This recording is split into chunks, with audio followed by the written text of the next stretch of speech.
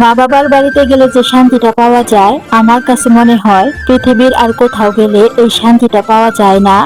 এখানে আসলে তো মা অনেক বেশি ব্যস্ত হয়ে পড়ে, আমাদের জন্য নানান রকমের পিঠা বানায়। আর মায়ের বাড়িতে আসলে তো আমরা বিভিন্ন জায়গায় ঘুরতেও যাই, এইখানে কোনো কাজ নেই। আর আমার বাবার বাড়িটা যেহেতু গ্রামে, এইখানে আসলে কিন্তু আমরা গ্রামের সুন্দর সুন্দর মুহূর্তগুলো উপভোগ করি। বাবার বাড়িতে আসলে শুধু মা না, আমিও কিন্তু অনেক কিছু বানিয়ে সবাইকে খাওয়াই। সেই সব কিছু মিলিয়ে থাকছে আমার এই আজকে ছোট্ট ব্লগ ভিডিওটি। আসসালামু আলাইকুম সবাইকে, কেমন আছো সবাই? দুইটা বাচ্চা কাচ্চা হওয়ার পর তো নিজের আর তেমন বেশি একটা যত্নই নেওয়া হয় না, তাই আজকে আমি ভাবলাম নিজের জন্য কিছু স্কিন কেয়ারের জিনিস নিয়ে আসি। আর আমি কিন্তু বাবার বাড়িতে আসার আগে হাতে একটু মেহেদিও দিয়েছিলাম। তোমরা বলো মেহেদিটা দেওয়া কেমন হয়েছে? এই তো খুব অল্প সময়ের ভিতরে গিয়েছিলাম, এখন কিন্তু অল্প সময়ের ভিতরে চলেও আসলাম। যেহেতু বাচ্চা কাচ্চা দুজনকে বাড়িতে রেখে গেছিলাম, তাই খুব তাড়াতাড়ি চলে এসেছি। এখন আসো তোমাদেরকে দেখিয়ে দিই আমি আমার স্কিন কেয়ারের জন্য কি কি কিনলাম। আমি মুখের জন্য একটি সিরাম নিয়েছিলাম, একটি সানস্ক্রিন নিয়েছিলাম, আর কিছু ক্রিম নিয়েছিলাম। আর এটা ছিল পায়েল।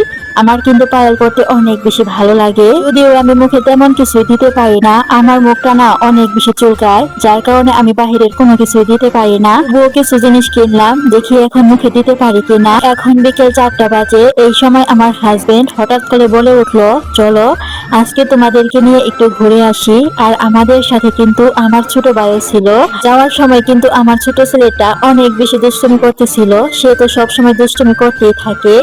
এরপর আমরা তারপরের দিন গেছিলাম আমার ফুফুদের বাসায়। আমার ফুফুদের বাসায় আসলে কিন্তু আমার দুই ছেলে অনেক বেশি খুশি হয়, কেননা এখানে অনেক অনেক ছাগল, হাঁস, মুরগি, গরু এইগুলো আছে, যেগুলো দিয়ে আমার দুই ছেলে খেলাধুলা করে আর তারা অনেক বেশি খুশি হয়। বাবার বাড়িতে আসলে তো এইটাই একটা শান্তি, কোনো কাজ কাম নেই, শুধু ঘুরে বেড়াই। বা আমাদের জন্য রান্না বাড়া করে সবকিছু আগে থেকে রেডি করে রাখে। আড়িতে গেলে তো তখন নিজেকে একদম প্রিন্সেস মনে হয়। আর এদিকে দেখি বাজার থেকে আসার সময় আমার বাবা এই বড় কাঁঠালটি নিয়ে এসেছে। আমি তো প্রথমে দেখে ভেবেছিলাম কাঁঠালটা তেমন বেশি একটা ভালো হবে না, কিন্তু কাটার পর দেখে তো আমি পুরাই অবাক হয়ে গেলাম। মাশাআল্লাহ, কাঁঠালটা দেখতে কিন্তু অনেক বেশি সুন্দর ছিল, আর খেতেও কিন্তু অনেক বেশি মজা ছিল। আমি কিন্তু তেমন একটা কাঁঠাল খাই না, কিন্তু এই কাঁঠালটা দেখে আমার তো অনেক বেশি লোভ লেগে গেল, যার কারণে এখান থেকে কিন্তু আমি কিছু কাঁঠাল খেয়েছিলাম। আর এইদিকে দেখো আমার বাবাও কাঁঠাল খাচ্ছিল। আমার বাবা কিন্তু কাঁঠাল খেতে অনেক বেশি ভালোবাসে। আমি যখনই বাবার বাড়িতে আসি তখনই কিন্তু মা পিঠা বানানোর জন্য একদম ব্যস্ত হয়ে পড়ে। পিঠা না খাওয়ালে তো তার হবেই না। মা কিন্তু চাউলটাকে আগে থেকে ভিজিয়ে রেখেছিল, এখন আমার ছোট ভাইটাকে দিয়ে এই চাউলগুলোকে ভাঙিয়ে আনবে। আমি আর আমার হাজবেন্ড কিন্তু পিঠা খেতে তেমন বেশি একটা পছন্দ করি না, কিন্তু আমার দুই ছেলে কিন্তু পিঠা খেতে অনেক বেশি পছন্দ করে, যার কারণে আমার মা কিন্তু এখন আরো বেশি বেশি করে পিঠা বানায়। মা এখন গুঁড়িগুলোকে প্যাকেট করে করে ফ্রিজে রেখে দিচ্ছিল, কেননা এতগুলো গুঁড়ি দিয়ে আজকে পিঠা বানাবে না, প্রতিদিনই এক পদ এক পদ করে বানাবে। এই তো আজকে বানাচ্ছিল তেলের পিঠা। মায়ের হাতে তেলের পিঠা বানানোটা না অনেক বেশি সুন্দর হয়, আর খেতেও কিন্তু অনেক বেশি মজার হয়। আর আমি দারাজ থেকে একটা পার্সেল অর্ডার করেছিলাম, সেটাই আজকে চলে এসেছে। আমার ছোট ভাইকে দিয়ে রাস্তায় থেকে সেই পার্সেলটাকে আনিয়ে দিলাম। এখন চলো এই পার্সেলটার ভিতরে কি আছে সেটা তোমাদেরকে দেখিয়ে দিই। আচ্ছা, তোমরা কি কেউ বলতে পারবে এইটার ভিতরে কি আছে? আমার দুই ছেলেও কিন্তু পাশে বসে বসে দেখতেছিল এইটার ভিতরে কি আছে। এইটা দেখার জন্য তো তারা অনেক বেশি পাগল হয়ে গেছিল। এই তো দেখো বের করে ফেললাম, এটা ছিল একটা দই মেকার। আমার দুই ছেলে কিন্তু দই খেতে অনেক বেশি পছন্দ করে, যার কারণে আমি এই দই মেকারটা নিয়েছি। এই দই মেকার ছাড়া আমি দই বানিয়ে দেখেছি, তেমন একটা দই ভালো হয় না, যার কারণে এই দই মেকারটা নিয়েছি।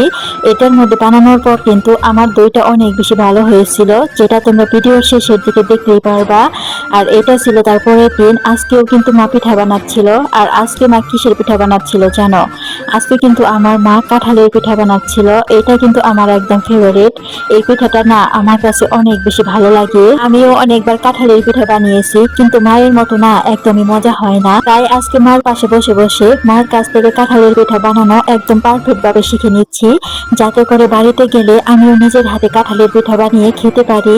এই তো দেখো কাঁঠালের পিঠা বানানোর জন্য কিন্তু কলা পাতা লাগে, এটার ভিতরে ভরে কিন্তু এই কাঁঠালের পিঠাটা বানানো হয়। আচ্ছা, তোমাদের ওইখানেও কি এইভাবে কাঁঠালের পিঠা বানানো হয়? যদি এইভাবে বানানো হয় তাহলে অবশ্যই আমাকে কমেন্ট করে জানিয়ে দিও। আমাদের বাড়িতে তো গাভী আছে, গাভীর কিন্তু অনেক অনেক দুধ হয়, তাই ভাবলাম আজকে দই মেকারে দইটা বানিয়ে ফেলি। এই তো দেখো দুধটাকে প্রথমে সুন্দর করে জাল করে নিয়েছি, এরপর এই তো দই মেকারে বসিয়ে দিলাম। এখন শুধু হয়ে যাওয়ার পালা।